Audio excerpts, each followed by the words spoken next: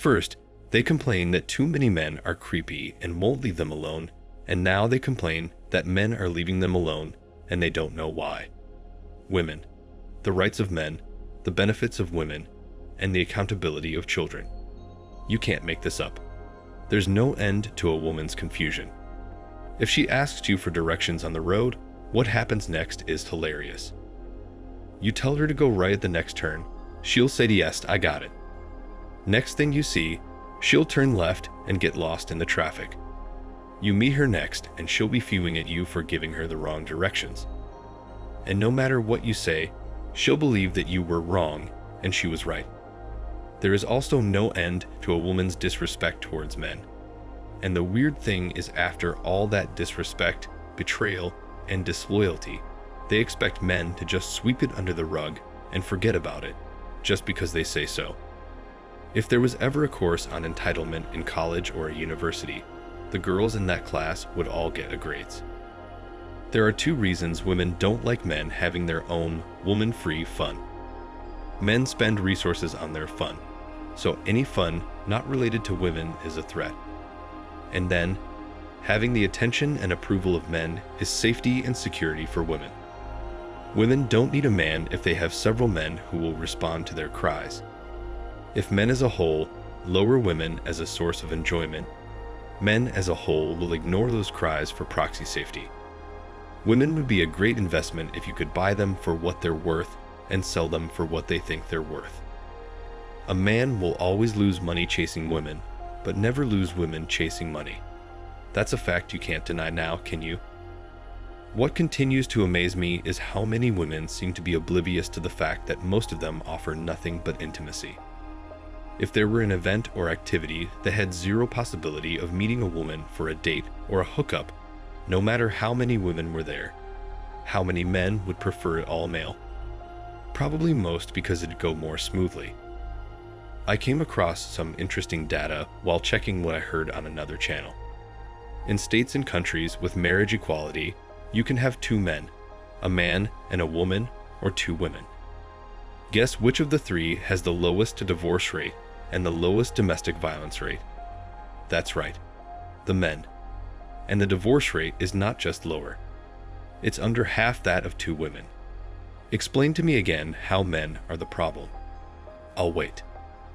Women told men to basically go away and leave them alone, so we took what they said at face value, and now they are whining about it.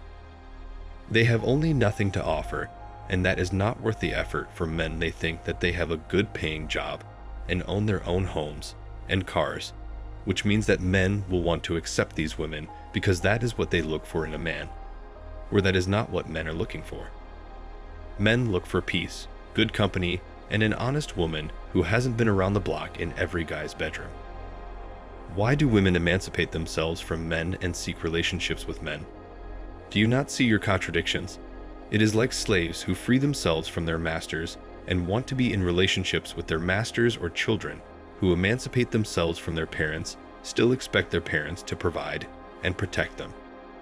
Why do you expect men to be traditional gentlemen, but you refuse to be submissive classic ladies? Independent means alone, not together. If you want to be the master and men are your slaves, that means you are settling down. Besides, a master will never be another's slave. High value or alpha men are cursed to settle with beta, and a beta is destined for hypergamy with an alpha or a sigma. Funny how logic works.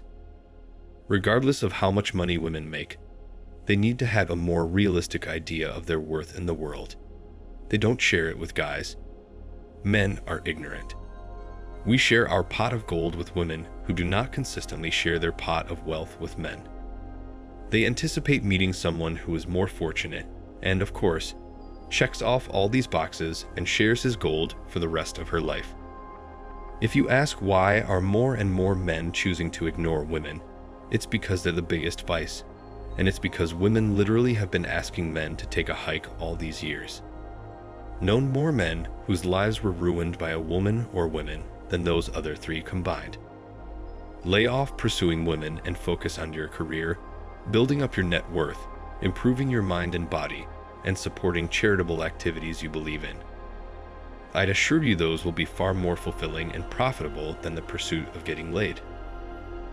It is paradoxical that as soon as you show interest in a woman, your attractiveness takes a nosedive. It's like some kind of quantum mechanical system where your attractiveness is in a superpositional state of all possibilities, therefore possibly at her desired level or even higher. So she's intrigued until you express interest, which collapses the wave function and pins you down at a level of attractiveness that is universally less than she had hoped. Also, the list of traits a man should have for a woman is practically endless and quite impossible. He must be humorous, kind, loving, accept my children as his own, alpha, competent, know how to change a tire, and know how to do this, and those are just a few of the expectations that women appear to have of men. It's as if they have a list of 200 conditions you must fulfill before you are allowed to date a lady in her late 30s who also comes with children.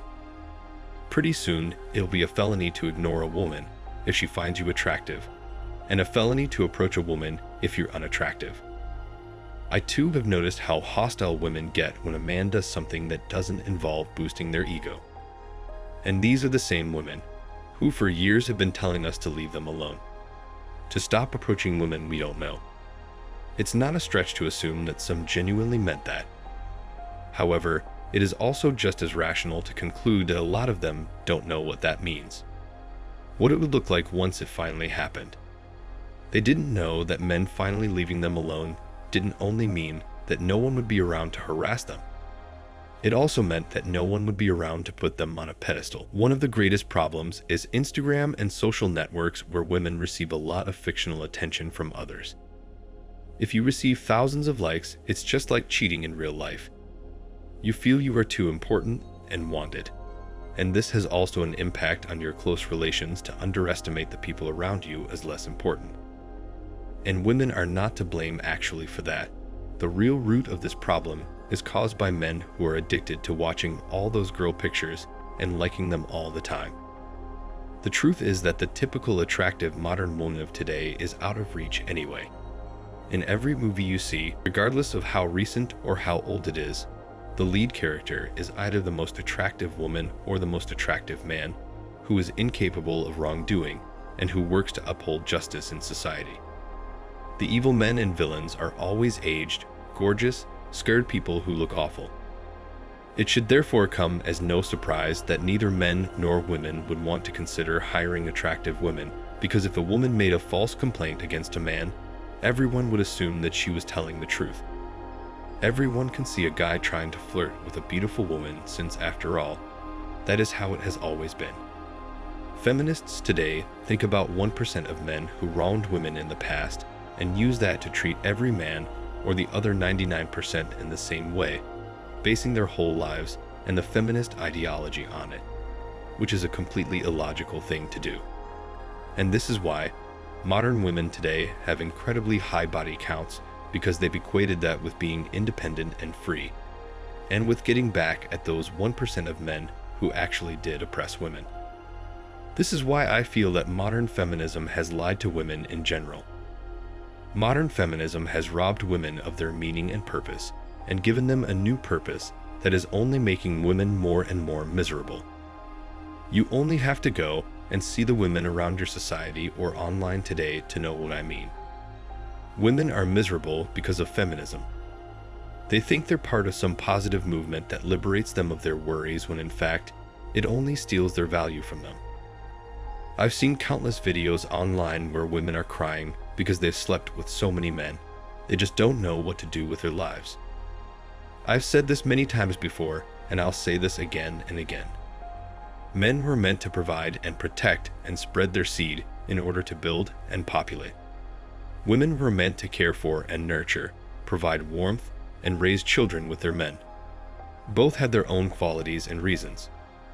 It's only the woke female narrative that has made woo would like to raise children, all women bring in the money and resources the protection.